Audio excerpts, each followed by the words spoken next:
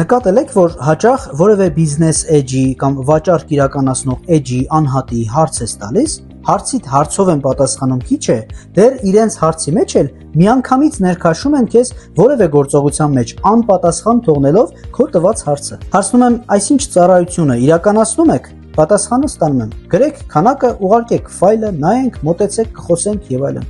Ախր ինչը պարզ չէր իմ հարցի մեջ, սիրելիներս,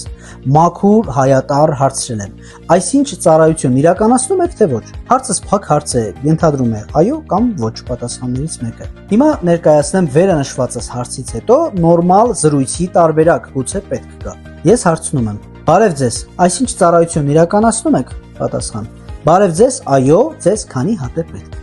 Ինձ 1000 հատ է պետք։ Արժեքը կասեք։ Մեկ հատի արժեքը X դրամ է, 1000 հատի դեպքում կզեղչվի այսքան դրամ։ Շատ լավ, շնորհակալություն։ Կարծում եմ օգտակար կլինի այսպես վարվել հաճախորդի հետ։ Նախ հարգանքով պատասխանում ենք արդեն հնչած հարցին, հետո մեր պատասխանի վերջում հնչեցնում ենք մեր ցանկալի հարցը։ Լավ, բանակցային մասով հերթականությունը եթե նույնիսկ չկիրառեք, գոնե հիշեք սիրելիներս, հարցին հարցով պատասխանել առհասարակ անքաղաքավարություն է։